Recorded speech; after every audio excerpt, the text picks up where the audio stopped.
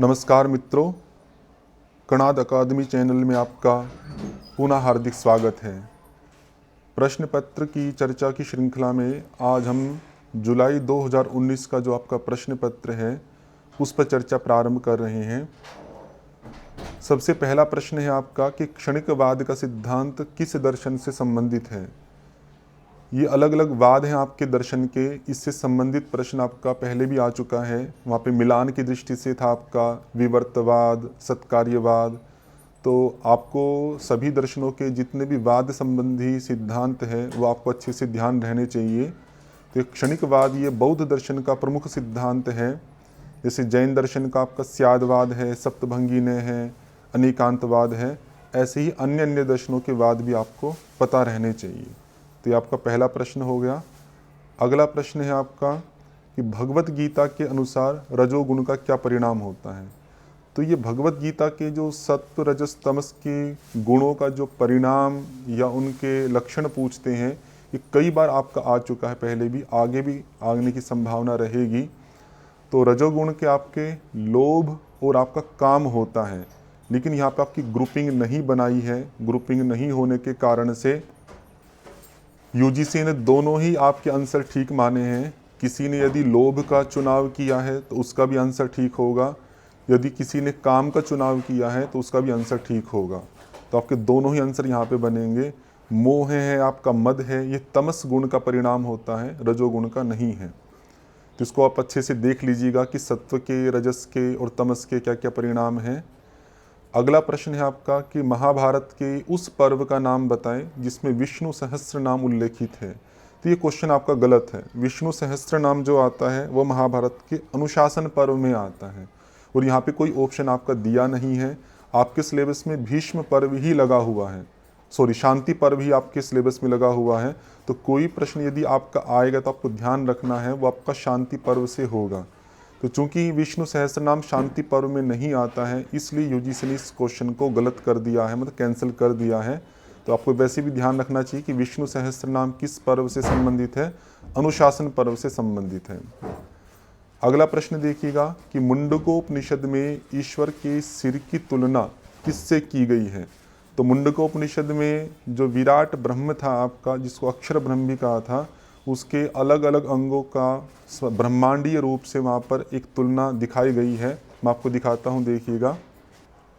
ये आपका मुंडकोपनिषद में प्रतीक बताए हैं। इससे भी कई बार प्रश्न आपके आ चुके हैं शायद। तो जैसे ये ब्रह्मांड में प्रतीक है आपका जैसे अग्नि, और शरीर में प्रतीक है मूर्धा। तो ब्रह्मांड का जो अग्नि है वो मूर्धा अर्थात सिर का प्रतीक है, चंद्र और सूर्य चक्षु का प्रतीक है, दिशाएं आपके श्रोत्र का है, वेद आपके वाक का है, वायु प्राण का है, विश्व हृदय का है, और पृथ्वी आपके पैर का प्रतीक है। तो ये सब आपको ध्यान रखना चाहिए।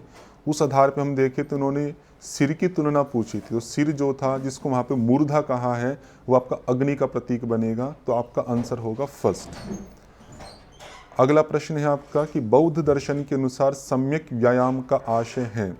तो वहाँ पर आपके बौद्ध दर्शन में 4 आर्य सत्य आते हैं। दुख है, दुख का कारण है, दुख का निदान संभव है, मतलब उसका निवारण संभव है, और दुख के निवारण का मार्ग है, जिससे भी प्रश्न आपका पहले आ चुका, अष्टांगिक मार्ग, ये दुख निरोध गामिनी प्रतिपद। तो वहीं पर आपके सम्यक शुद्धि, सम्यक आजीव आदि करके कई चीज़ें आती हैं। तो वहाँ पे सम्यक व्यायाम भी आता है। तो व्यायाम का शाब्दिक अर्थ आप कह सकते क्रिया करना। यहाँ पे सभी क्रियाओं को सम्यक व्यायाम के रूप में नहीं ग्रहण किया जाता है। यहाँ पे विचार जो शुद्धि, इस प्रकार का एक कर्म करना जिससे आप विचार शुद्ध कर सके, उसको ही यहाँ पे सम्यक व्यायाम कहा है। शारीरिक क्रियाएं हैं या भौतिक जो क्रियाएं हैं, उनको यहाँ पर कर्म की दृष्टि से ना लेके यहाँ पर विचारों को शुद्ध करने के लिए जो क्रिया की जाती है, उसको ही सम्यक व्यायाम के रूप में कहा है। तो ये अष्टांगिक मार्ग भी इम्पोर्टेंट है। 8 का आपको पता रहना चाहिए कि क्या क्या अर्थ है, ये आगे पूछा जा सकता है। अगला प्रश्न आपका कि आत्मा किसकी अवधारणा है। तो अलग अलग दर्शनों में वैसे चर्चा तो आत्मा की अनेक दर्शनों में है, लेकिन मुख्य रूप से आत्मा जो है वो उपनिषदों में आदि ग्रंथों में ब्रह्म के लिए प्रयोग किया जाता है। तो उसकी अवधारणा आपकी वेदांत दर्शन में प्राप्त होती है। सांख्य के अंदर आपके पुरुष और प्रकृति की अवधारणा है। न्याय दर्शन के अंदर आपके 16 पदार्थों की अवधारणा है, आपके प्रमाण प्रमेय संशय इत्यादि करके। योग दर्शन में आपके ईश्वर, जीव और प्रकृति की अवधारणा है। तो आत्मा को लेकर जो मुख्य अवधारणा आपकी प्रस्तुत की गई है वो आपके वेदांत दर्शन में है, तो आपका ऑप्शन बनेगा फर्स्ट। अगला प्रश्न आपका कि भगवत गीता के अनुसार सर्वभूत हिते रताः किस योगी के लक्षण हैं। तो ये सर्वभूत हिते रताः जो है आपका, ये गीता के 5वें अध्याय का एक श्लोक का अंश दिया गया है। तो वैसे तो आपके सिलेबस से बाहर है, क्योंकि 5वां अध्याय आपके सिलेबस में नहीं है, तो कई बार आपके प्रश्न 1-2 ऐसे आ सकते हैं जो आपके सिलेबस से बाहर हो। तो उस आधार पर हम देखें तो आपके गीता में 18 अध्याय हैं। उन 18 अध्यायों के 3 डिवीजन हैं, पहले 6, 6 से 12 और 12 से 18, और उसमें 3 योग की मुख्य रूप से चर्चा है। पहला जो है आपका वो कर्म योग है, पहला पार्ट आपका। उसके बाद दूसरा आपका आता है भक्ति योग, उसके बाद आता है आपका ज्ञान योग। ये देख सकते हैं आप, पहले जो 6 अध्याय हैं आपके वो कर्म योग, उसमें मुख्य रूप से प्रतिपादित किया गया है। अगले 6 अध्यायों में भक्ति योग है और अगले 6 अध्याय में आपका ज्ञान योग है।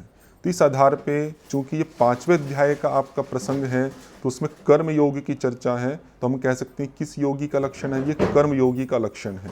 तो आपका ऑप्शन बन जाएगा 4। अगला प्रश्न देखिएगा, योग वशिष्ठ से है आपका कि योग वशिष्ठ के अनुसार निम्नलिखित में से ज्ञान की कौन सी षष्ठ अवस्था है।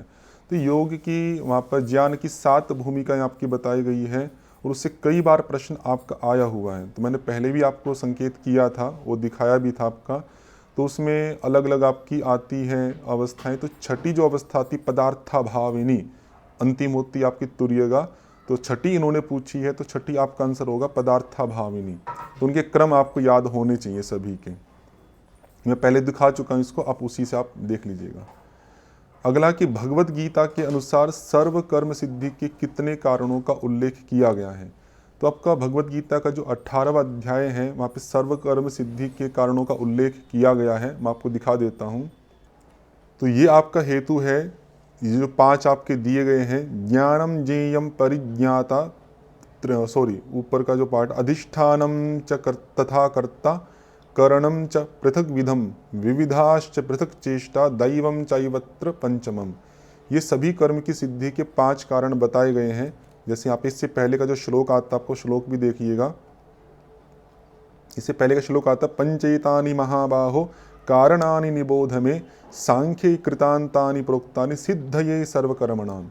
तो सभी कर्मों की सिद्धि के लिए ये 5 जो हैं ये कारण कहे गए हैं। वो 5 कारण ये हैं आपके, अधिष्ठान, कर्ता, करण, अलग अलग प्रकार की चेष्टाएं और दैव। दैव मतलब भाग्य आप जो कह सकते हैं, ये आपको ध्यान रखना चाहिए, इंपॉर्टेंट आपका। तो इसी अनुसार सर्वकर्म सिद्धि के कितने कारण बनेंगे, आपके 5 कारण बनते हैं। अभी तो यहाँ पे संख्या पूछी है, आगे आपसे नाम भी पूछ सकते हैं और उन नामों को आपको क्रमशः आपको याद रखना चाहिए। जैसे आप नोट्स में आप देखें क्रम का, ये क्रम आपका बन जाएगा इसका कि सभी कर्मों के 5 हेतु है आपके, अधिष्ठान, कर्ता, करण, पृथक चेष्टा और दैव। अगला प्रश्न है आपका, ना सतो विद्यते भावो ना भावो विद्यते सतः, उभयोरपि दृष्टो अंतः तो अनयोः तत्वदर्शी भी। ये आपकी दूसरे अध्याय में आपका श्लोक आता है जहाँ पे आत्मा की चर्चा की गई है। तो प्रश्न उन्होंने पूछा है कि यहाँ पे श्लोक किसके अमरत्व के बारे में कहता है, क्योंकि ये कहता है कि जो असत्य है, जो अविद्यमान है, उसकी कभी भी विद्यमानता, भाव नहीं हो सकता, और जिसका भाव है, जो विद्यमान है, जिसकी सत्ता है, उसका कभी भी आपका अभाव नहीं हो सकता। तो कह रहे जो आत्मा है वो विद्यमान है, सत्ता है उसकी, तो जिसकी सत्ता है वो कभी भी मर नहीं सकता, उसका अभाव नहीं हो सकता। तो इसके माध्यम से बताया कि जो आत्मा है वो अमर है। तो यहाँ पे जो चर्चा है आपकी दूसरे अध्याय में आत्मा की है, तो अमरत्व भी किसका कहा गया, आत्मा का कहा गया। तो आपका सेकंड ऑप्शन आपका बन जाएगा। अगला प्रश्न है कि प्रश्नोपनिषद के अनुसार ऋषि सत्यकाम का प्रश्न किस विषय से संबंधित है। तो उपनिषद में आपके प्रश्नोपनिषद में 6 प्रश्न आपके हैं, 6 व्यक्तियों के द्वारा पूछे गए हैं। तो सत्यकाम जो है वो ओंकार के मतलब प्रणव के बारे में प्रश्न पूछता है। वो मैं आपको दिखा देता हूँ क्या क्या प्रश्न थे। ये सब प्रश्न थे आपके अलग अलग करके, जैसे कत्यपुत्र कबंधी था, ये प्रजा विषयक प्रश्न पूछता है। भृगुवैदर भी जो है आपका वो प्रजा के ही संदर्भ में प्रश्न पूछता है कि कौन धारण करता है, कौन प्रकाशित करता है, कौन वरिष्ठ है। कौशल्य प्राण के संदर्भ में करता है। गार्ग्य जो है आपका वो अलग अलग प्रश्न है, कभी मन, कभी प्राण आदि। लेकिन जो सत्य काम है आपका वो ओंकार, कि जो जीवन भर ओंकार का ध्यान करता है वो किन लोकों को प्राप्त होता है, तो वो 3 लोकों को प्राप्त होता है, मनुष्य लोक, सोमलोक और ब्रह्मलोक। वो अलग अलग मात्राओं के आधार पे है, वो आप अच्छे से देख लीजिएगा। तो इस आधार पे आपका आंसर होगा प्रणव, तीसरा पार्ट आपका हो जाएगा। बहुत सिंपल प्रश्न है आपके, आप देखेंगे 2019 का जुलाई का जो पेपर है सिंगल डिजिट में है, ग्रुपिंग नहीं है आपके, और बहुत साधारण प्रश्न आपके पूछे गए हैं। नाद बिंदु उपनिषद के अनुसार ओंकार की कितनी मात्राएं बताई गई हैं, तो ओंकार की 12 मात्राओं का वहाँ पर उल्लेख किया गया है। मैं आपको दिखाता हूँ, ये प्रणव की ओंकार की 12 मात्राएं हैं। इनको क्रम से ही आपको याद रखना चाहिए। घोषिणी, विद्युत, पतंगिनी, वायुवेगिनी, नामधेया, ऐन्द्री, वैष्णवी, शांकरी, महती, धृति, कहीं कहीं पे पाठ भेद में द्युति भी मिलता है, नारी और ब्राह्मी। और इनके फल भी दिए गए हैं कि इन मात्राओं में स्थित अगर कोई व्यक्ति है और उसके प्राणों का उत्क्रमण होता है, प्राण निकलते हैं, तो उसको किस लोक की या क्या फल प्राप्त होगा, फल भी दिए हैं। तो मोस्ट इंपॉर्टेंट आपको ध्यान रखना चाहिए। तो यहाँ पे सिंपल ही प्रश्न पूछा इन्होंने कि कितनी मात्राएं बताइए, तो आपका आंसर होगा 12 मात्राएं, तो 3 आपका ऑप्शन बन जाएगा। अगला प्रश्न है कि त्रिशिकी ब्राह्मणोपनिषद के अनुसार कंद से निकलने वाली मुख्य नाड़ियाँ कितनी हैं, तो वहाँ पे मुख्य रूप से 10 नाड़ियों का उल्लेख किया गया है, वो भी मैं आपको दिखाता हूँ। ये आपकी 10 नाड़ियाँ हैं, कुछ अलग है, अलग तरह की आपको देखना चाहिए। जैसे इड़ा, पिंगला, सुषुम्ना, गांधारी, हस्ती, जिह्वा, पूषा, यशस्वनी, अलम्बुसा, यहाँ तक तो लगभग अन्य शास्त्रों में सेम है। यहाँ पे 2 नाड़ियाँ आपकी कौशिकी वाली दी हैं, तो 2 कौशिकी होने से संख्या आपकी कितनी बन जाएगी, 10। तो वही आपका आंसर था। तो त्रिशिकी ब्राह्मणोपनिषद में कंद से निकलने मुख्य नाड़ियाँ कितनी हैं आपकी, वो आपकी 10 नाड़ियाँ हैं। ठीक है, ध्यान रखें। वैसे कुल तो 72,000 हैं, लेकिन मुख्य जो नाड़ियाँ हैं आपकी वो 10 है। इस तरह से आपको पूछा है। अगर कुल नाड़ियाँ पूछते तो 72,000 आपका उत्तर होता, या मुख्य नाड़ियाँ पूछी तो आपके 10 आंसर होगा। अगला प्रश्न है आपका, योग कुंडलिनी उपनिषद में सहित कुंभक के कितने प्रकार बताए गए हैं। वहाँ पे सहित कुंभक के 4 प्रकार हैं, वो भी मैं आपको दिखाता हूँ। ये सहित कुंभक है आपका योग कुंडलिनी उपनिषद में जो बताया गया है, उसमें सूर्य भेदी है आपका, उज्जाई है, शीतली है और भस्त्रिका, ये 4 कुंभक वहाँ पे बताए गए हैं। इनको क्रम से ही आपको याद रखना चाहिए। तो यहाँ पे संख्या ही पूछी आपसे, तो आपका ऑप्शन बन जाएगा सेकंड, फोर्थ, मतलब 4 आपके हैं। फिर योगराज उपनिषद के अनुसार षष्ठम चक्र है। ये चक्र वाला क्वेश्चन योगराज से पहले भी आया हुआ आपका, ये बस सीधे सिद्धांत पद्धति से भी आया है। तो वहाँ पे दोनों में सेम चक्र है, सेम सीक्वेंस है, 9 ही चक्र है, तो आपको अवश्य याद रखना चाहिए। तो षष्ठम जो चक्र है आपका, तो वो आपका है आपका तालु का चक्र। एक बार मैं आपको दिखा देता हूँ, आप देख लीजिए। ये आपका षष्ठम चक्र है, तालु का चक्र, जिसको घंटी का स्थान, दशमद्वार या राजदंत भी कहा जाता है। तो ये तो बहुत सिंपल तालु का चक्र लिखा था। इसके पर्यायवाची भी आपको ध्यान रहने चाहिए। पूछ सकते कि योगराज उपनिषद में राजदंत किसे कहा गया है, या दशमद्वार किसे कहा गया है, या घंटी का स्थान किसे कहा गया है। तो जो भी पर्यायवाची यहाँ पे दिए गए हैं वह भी आपको अच्छे से पता होने चाहिए। अगला प्रश्न देखिएगा, ध्यान बिंदु उपनिषद के अनुसार ओंकार की अकार में कौन से वर्ण और गुण हैं। तो ध्यान बिंदु उपनिषद में अ, उ, म का वर्ण और कौन कौन सा गुण उनसे संबंधित है वो दिया गया है। देखिए, यह है ध्यान बिंदु उपनिषद का विषय। जैसे यहाँ पे ओम के 3 पार्ट है, अ, उ, म। तो अ से संबंधित वर्ण है आपका पीत वर्ण, संबंधित जो गुण है आपका रजस गुण है। ऐसे उकार का शुक्ल है और सत्व है, मकार का कृष्ण और तमस है। तो आपसे अकार का पूछा है, तो अकार का आपका हो जाएगा पीत और रजस। तब देखिएगा आंसर आपका पीत वर्ण और रजोगुण, तो सेकंड ऑप्शन आपका हो जाएगा। तो सेकंड ऑप्शन हो गया आपका। अगला प्रश्न देखिए, परमेश्वर का स्वरूप व उसकी महिमा श्वेताश्वतर उपनिषद के किस अध्याय में वर्णित नहीं है। तो श्वेताश्वतर उपनिषद के आपके सिलेबस में 2 ही अध्याय लगे हुए हैं, दूसरा अध्याय और छठा अध्याय। तो छठे अध्याय में विस्तार से परमात्मा की महिमा का वर्णन किया गया है, उसके बहुत सारे पर्यायवाची वहाँ पे बताए गए हैं। तो अगर पूछते कि किस अध्याय में वर्णित है तो छठा अध्याय होता, वर्णित नहीं है तो आपका दूसरा अध्याय। चौथा और 5वां अध्याय आपके सिलेबस का पार्ट नहीं है, उनको आप छोड़ सकते हैं। तो आपका ऑप्शन बनेगा फर्स्ट वाला। अगला प्रश्न देखिएगा, योग सूत्रानुसार चित्त परिणामों का कौन सा क्रम सही है। तो विभूति पाद में चित्त के 3 परिणाम आते हैं आपके, निरोध परिणाम, समाधि परिणाम और एकाग्रता परिणाम। काफ़ी इंपॉर्टेंट है, इससे कई बार प्रश्न आपका आया है।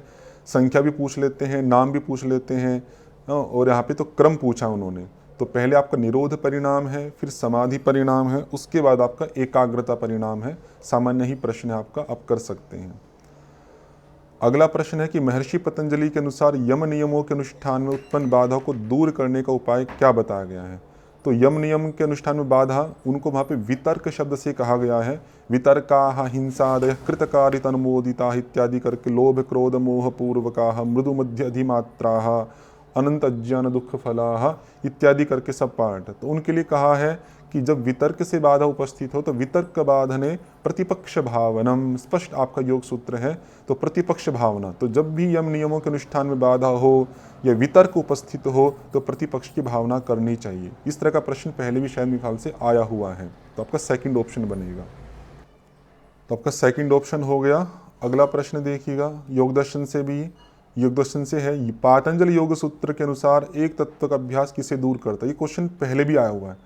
पहले पूछा था आपसे कि विक्षेपों को दूर करने के लिए किसका अभ्यास करना चाहिए? एक तत्व का। अब उल्टा कर दिया, अब इन्होंने पूछा कि एक तत्व का अभ्यास करने से क्या दूर होते हैं? तो विक्षेप दूर होते हैं। सिंपल सा पार्ट है, पहला आंसर आपका हो जाएगा। अगला प्रश्न देखिएगा कि योग सूत्रानुसार किस अवस्था में स्थित होने पर पूर्व जन्म का ज्ञान होता है? तो ये आपके साधन पाद में जो अष्टांग योग का वर्णन है, तो वहाँ पे यम नियम में अलग अलग का फल दिया हुआ है कि किसके सिद्ध होने पर क्या फल प्राप्त होता है।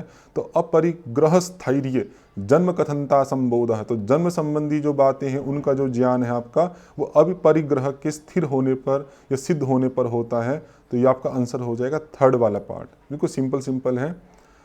अगला प्रश्न देखिएगा कि महर्षि पतंजलि ने प्रच्छदन विधारणाभ्याम व प्राणस्य सूत्र में किसका उपाय बताया है? तो ये आपका प्रकरण चलता है, चित्त प्रसादन से शुरू होता है आपका। चित्त प्रसादन से चित्त शुद्धि या चित्त स्थिरता, वहाँ पे सब चीज़ें दी गई हैं। उसी के आगे आपके कई सूत्र आते हैं, प्रच्छदन विधारणाभ्याम व प्राणस्य, विषवती व प्रवृत्ति उत्पन्ना मनसस्थित बंधनी, विशोका व ज्योतिष्मती, वीतराग विषयम व चित्तम, स्वप्न निद्रा ज्ञानालंबनम व इत्यादि इत्यादि, यथाभिमत ध्यानाद व। ये सभी सूत्र क्या है? ये चित्त की शुद्धि के लिए हैं। वैसे थोड़ा सा इसमें एक जो ऑप्शन दिए हैं उसमें गलती ये मुझे लग रही है कि वहाँ पर आपका व्यास भाष्य में और मूल में ये चित्त स्थिरता के उपाय भी बताए हैं, क्योंकि वहाँ पर मूल सूत्र में लिखा है विषयवती व प्रवृत्ति उत्पन्न मन सह स्थिति निबंधनी, मन की स्थिति को बनाने वाली। तो मन को यहाँ पर चित्त कहा गया है, तो मन की स्थिति मतलब मन को स्थिर करने वाली, चित्त को स्थिर करने वाली। लेकिन यहाँ पे अनेक बुकों में या पूरे प्रकरण के लिए हेडिंग जो डाला जाता है आपका, वो चित्त शुद्धि के उपाय के रूप में डाला जाता है। वही आपकी एकेडमिक जो बुक यूनिवर्सिटी की, वहाँ पर भी यही डाला गया है। इस कारण से इन्होंने चित्त शुद्धि के रूप में इसको स्वीकार किया है।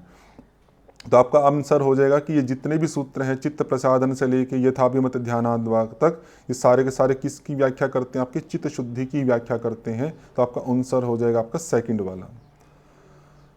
अगला प्रश्न है कि योग सूत्र अनुसार किस पर विजय से योगी का शरीर देदीप्यमान हो जाता है? तो मैंने पहले भी चर्चा की थी, योग सूत्र के विभूति पाद में जो सिद्धियों का पार्ट है, वहाँ पे दो ही प्राण आपके हैं, समान और उदान। उदान का प्रश्न आपका पहले आ चुका है पिछले प्रश्न पत्र में। यहाँ पे इन्होंने समान का पूछा, तो समान जया ज्वलनम, तो ज्वलन मतलब देदीप्यमान, तेजस्वी, तो इसलिए आपका आंसर हो जाएगा पहला। अगला है आपका पातंजलि योग सूत्र अनुसार सूक्ष्म व्यवधान युक्त एवं दूर देश में स्थित वस्तुओं की ज्ञान की प्राप्ति किससे होती है? ये भी आपका विभूति पाद से ही है। विभूति पाद में आता आपका प्रवृत्त्यालोक न्यासात सूक्ष्म व्यवहित विप्रकृष्ट ज्ञानम।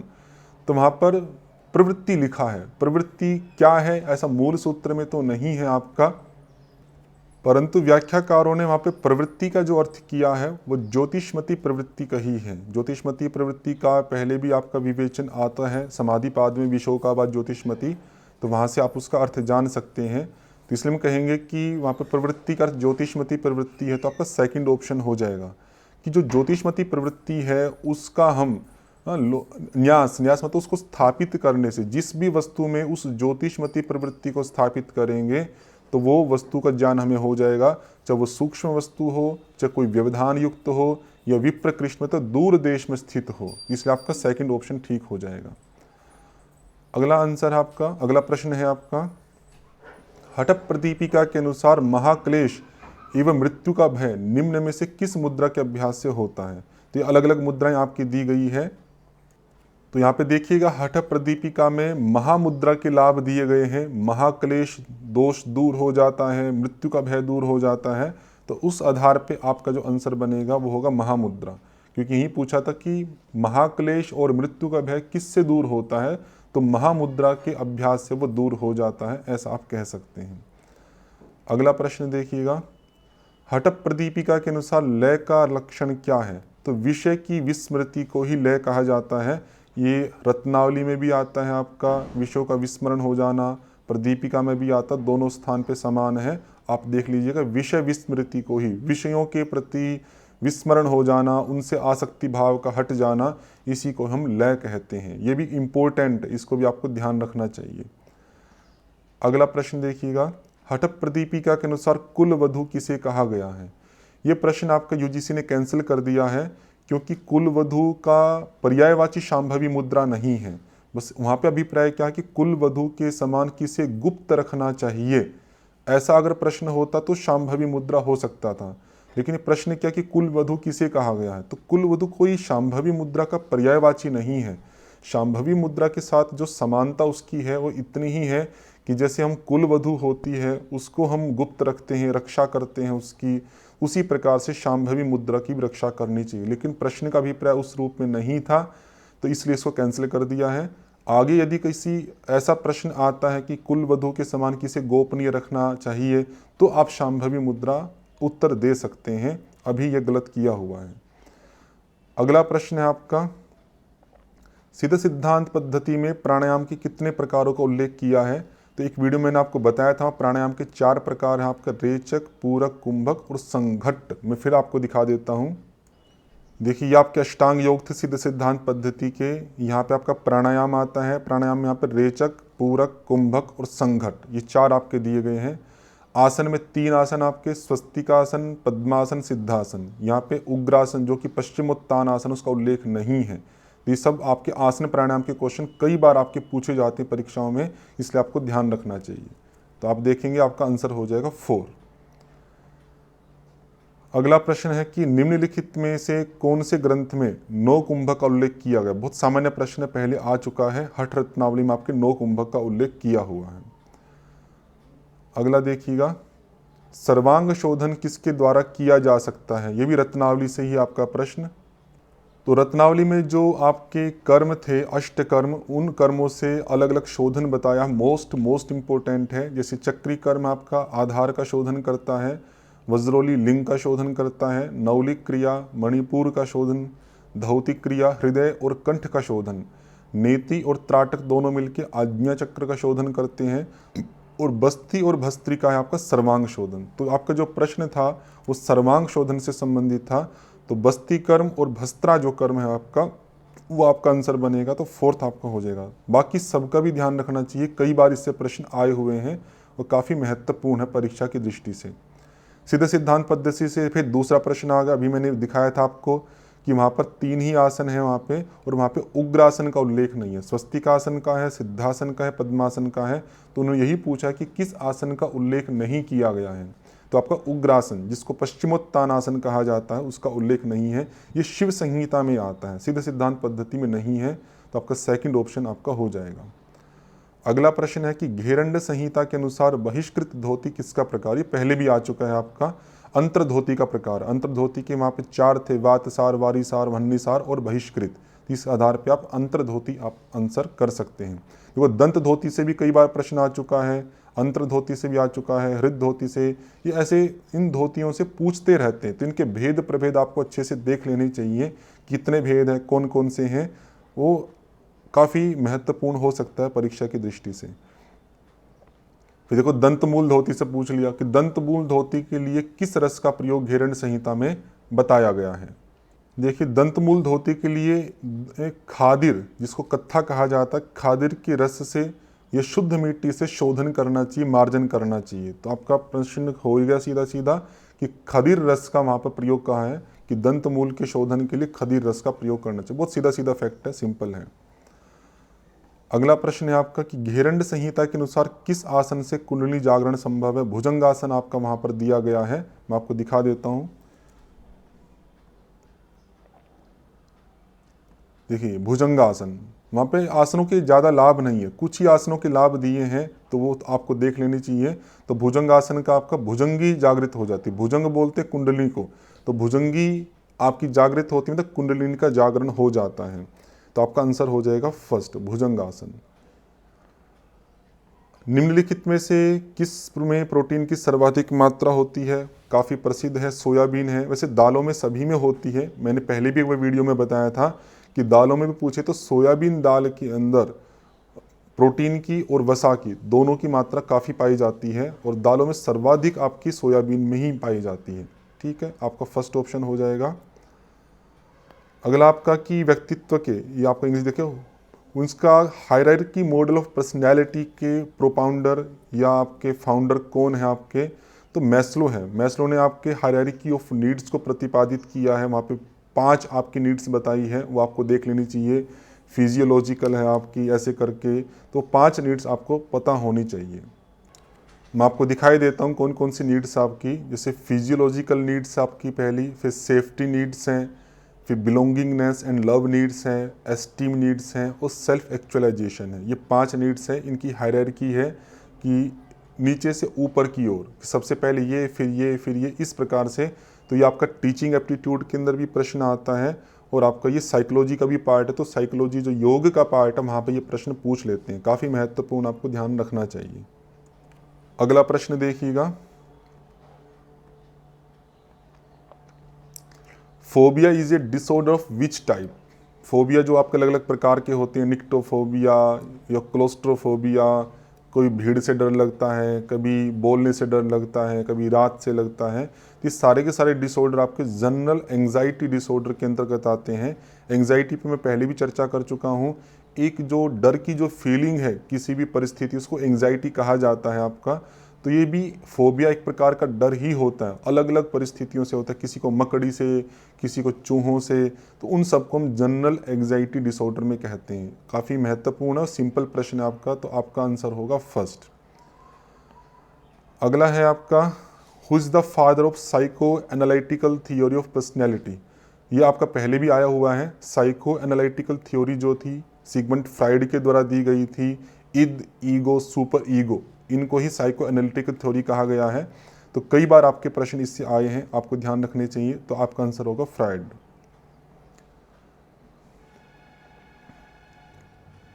अगला कि योगाभ्यासी को मिताहार करते समय उदर का कितना भाग रिक्त रखना चाहिए?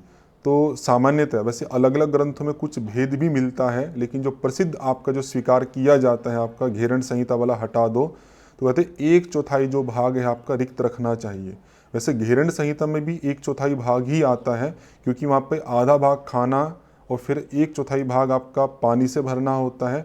तो जो रिक्त बचता है आपका 1/4 बचता है। तो इस आधार पे सभी ग्रंथों में यही आप स्वीकार कर सकते हैं कि उदर का 1/4 भाग खाली रखो, 3/4 भाग को आप भर सकते हो, उसमें भोजन और पानी सब मिला के आपका आ जाएगा।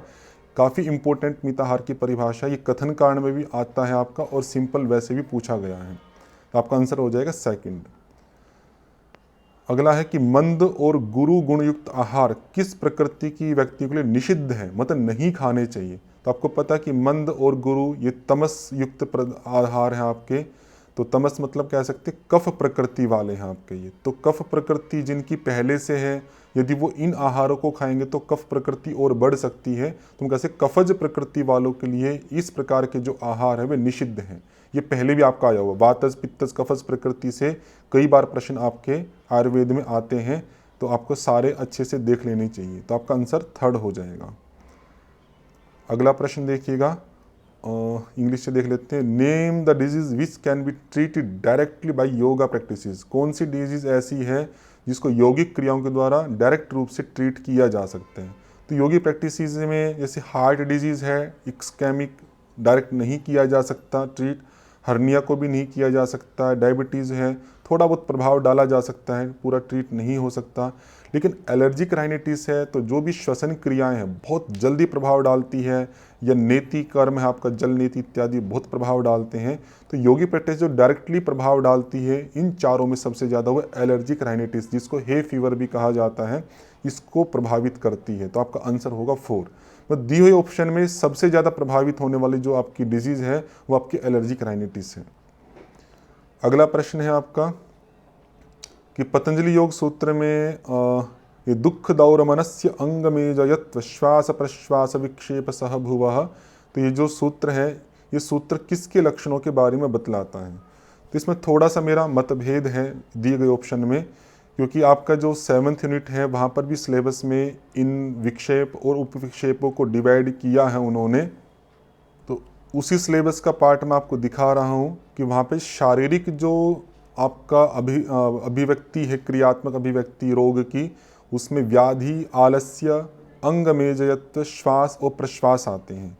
तो जो विक्षेप सह भुवः उसके 3 पार्ट आपके वो शारीरिक है और 2 आपके जो विक्षेप है व्याधि और आलस्य वो शारीरिक है। इन 5 के अलावा जितने भी आपके विक्षेप या उपविक्षेप हैं वे आपके मानसिक अस्वस्थता से जुड़े हुए हैं, जिसमें त्यान, संशय, प्रमाद, अविरति, भ्रांति दर्शन, अलब्ध भूमिकत्व, अनवस्थितत्व, ये तो आपके विक्षेप हो गए। दुख और दौर मनस्य आपके उपविक्षेप हो गए। उस आधार पे आपके 5 के बारे में यदि पूछते हैं तो ये 2 जो पार्ट प्रारंभिक आपके ये मानसिक हैं, आपके मन से जुड़े हुए हैं, और अंग में जयत्व श्वास प्रश्वास है ये शरीर से जुड़े हुए हैं। तो इस आधार पे आपका दोनों ही प्रकार का शरीर बनना चाहिए, लेकिन इन्होंने जो आंसर स्वीकार किया वो भौतिक शरीर मतलब हो गया बाह्य जो आपका स्थूल पार्ट है वो आपका है। तो उस दृष्टि से उतना सही मैच नहीं होता है, तो लेकिन फिर भी इन्होंने स्वीकार किया है तो आपको वही रखना चाहिए। और बाकी ये जो विषय है आपका शारीरिक और मानसिक अस्वस्थता का, ये आगे भी कई बार पूछा जाएगा, तो इन सब को भी आपको अलग अलग याद रखना चाहिए। अगला प्रश्न है आपका, आप योग कक्षा के आयोजन के लिए सर्वप्रथम क्या करते हैं। ये पहले भी आ चुका है। तो हम परिवेश का निर्माण करते हैं। 9th यूनिट से प्रश्न आपका, या तो ओम का उच्चारण करेंगे, मंत्र का उच्चारण करेंगे, किसी भी प्रकार के उच्चारण से हम बाह्य जो वृत्ति है विद्यार्थियों की उसको अंतर्मुखी करेंगे, जिससे ठीक प्रकार से हम योग का संचालन कर सकें। तो परिवेश का निर्माण सबसे पहले किया जाता है। तो आपका 3rd ऑप्शन ठीक रहेगा। अगला है आपका कि भगवत गीता के अनुसार ध्यान में बैठने की व्यवस्था में प्रयुक्त होने वाली सामग्रियों का क्रम क्या है। तो वहाँ पे 3 आपकी सामग्री बताई गई है, कपड़ा है, चर्म है और कुश नाम की घास है। तो वहाँ पे जो क्रम है आपका, वहीं पर आपका चैलाजिन कुशोत्तरम, तो उत्तर किसके सबसे पहले कुश घास बिछाएंगे, उसके उसके ऊपर चर्म होगा जिसको अजिन कहा जाता है, और उसके ऊपर चैल होगा। चैल का अर्थ होता है वस्त्र, कपड़ा। तो ये क्रम आपका बनेगा, ये इम्पोर्टेंट है आपका। तो पहले कुश, फिर अजिन, फिर आपका वस्त्र। तो 4th ऑप्शन आपका ठीक हो जाएगा। अगला प्रश्न देखिएगा, निम्नलिखित में से कौन सा आसन संतुलनात्मक नहीं। ये पहले भी आया हुआ आपका, वृक्षासन है आपका, ताड़ासन है और गरुड़ासन है। ये तीनों आसन आपके संतुलनात्मक है, आपको जानकारी ही है। एक पाद स्कंधासन, जिसको बैठ के हम एक पैर को अपने कंधे पर रखते हैं, ये संतुलनात्मक आसन नहीं है। बाकी 3 आसन आपके संतुलनात्मक है। तो आपका ऑप्शन होगा 4th। ये आपकी 10th यूनिट से क्वेश्चन आपका आया हुआ है। अगला प्रश्न है आपका कि उड्डयन बंद के अभ्यास में मुख्यतः कौन सी मांसपेशियां प्रभावित होती है। उड्डयन बंद आपका उदर से संबंधित है, तो उदर की ही पेशियां प्रभावित होगी। बहुत कॉमन सेंस का क्वेश्चन है, 1st ऑप्शन आपका हो जाएगा, कोई ज़्यादा व्याख्या की आवश्यकता ही नहीं है। श्रीमद् भगवत गीता के अनुसार योग शब्द का अर्थ क्या है, ये भी कई बार आपका आ चुका है। तो वहाँ पे दूसरे अध्याय में योग के 2 अर्थ आपके आते हैं, योगः कर्मसु कौशलम और समत्वम योग उच्यते। उस आधार पे आपका बी और डी ऑप्शन बनता है। तो बी और डी मतलब हो गया आपका 2nd ऑप्शन। अगला है आपका, मुंडकोपनिषद के अनुसार हृदय ग्रंथियों के छेदन का क्या परिणाम होता है। मैंने कहा कि मुंडकोपनिषद में कई आपके सिद्धांत हैं जिनसे पंक्तियां बना के प्रश्न पूछे जाते हैं। जैसे पहले भी कहा था, वेदांत विज्ञान सुनिश्चितार्थाः, एक मैंने पार्ट आपको बताया था। ऐसे यहाँ पर भी आपका है, भिद्यन्ते हृदय ग्रंथि छिद्यन्ते सर्व संशयाः क्षीयन्ते चास्य कर्माणि तस्मिन् दृष्टे परावर, ये आपका वहाँ पर मंत्र है। तो इन्होंने कहा हृदय ग्रंथि के भेदन से या छेदन से, तो छिद्यन्ते भिद्यन्ते हृदय ग्रंथि छिद्यन्ते सर्व संशया, तो सभी संशयों का छेदन मतलब निवारण होता है। क्षीयन्ते च अस्य कर्माणि, तो तो उनके जो कर्म है वे क्षीण हो जाते हैं, तो कर्म का जो समूल है वो समाप्त हो जाता है। तस्मिन दृष्टि परावरे, उस परावर परमात्मा के देख लेने पर ये तीन चीज़ें आपकी नष्ट हो जाती है। हृदय की जितनी गांठें हैं वे सब खुल जाती हैं, उनका भेदन हो जाता है, जितने संशय हैं वे हट जाते हैं, जितने भी कर्म हैं आपके वो सारे के सारे समाप्त हो जाते हैं। तो बी और सी आपका ऑप्शन बनता है, तो आपका हो जाएगा सेकंड ऑप्शन ठीक। अगला प्रश्न देखिएगा, योग तत्वोपनिषद में नाड़ी शोधन के लिए प्राणायाम के अभ्यास हेतु निर्देश है। देखिए ये योग तत्वोपनिषद का नाड़ी शोधन का प्रकरण है, तो वहाँ पे कहा है कि नाड़ी शोधन प्रतिदिन 4 बार करना चाहिए आपको, प्रातः, मध्याह्न, सायं और अर्धरात्रि। और वो कितने समय तक करना आपको? 3 मास तक। 3 मास तक अभ्यास करने से नाड़ियाँ शुद्ध हो जाती है। इस आधार पे आप आंसर देखेंगे तो आपका आंसर हो जाएगा प्रतिदिन 4 बार और 3 मास तक, ए और सी अर्थात फर्स्ट ऑप्शन आपका ठीक है। अगला प्रश्न देखिएगा, चतुर्योग मंत्र, लय, हठ और राज का वर्णन किस में किया गया है? मतलब किन किन ग्रंथों में आपके इन 4 योगों का वर्णन किया गया है, ये आपको बताना है। तो ये आपका फैक्चुअल पार्ट है, आपको ध्यान होना चाहिए कि योग तत्वोपनिषद में भी 4 योगों का वर्णन आपका, और योग राज उपनिषद में भी 4 का कथन मात्र किया है, सबकी व्याख्या तो नहीं है लेकिन कथन मात्र वहाँ पर आता है। तो 2 हैं आपके बी और सी, तो बी और सी के आधार पर आपका हो जाएगा फोर्थ ऑप्शन ठीक हो जाएगा। तो यहाँ तक हमने 50 प्रश्न आपके कर लिए हैं, बाकी बचे हुए जो प्रश्न आपके वो अगले वीडियो में हम करेंगे। वही आपको कुछ अगर समझ में ना आया हो या कोई पार्ट है जिसमें आपको कन्फ्यूज़न लगता हो तो आप हमें बता सकते हैं और कमेंट करके। आपका बहुत बहुत धन्यवाद। ओम शम।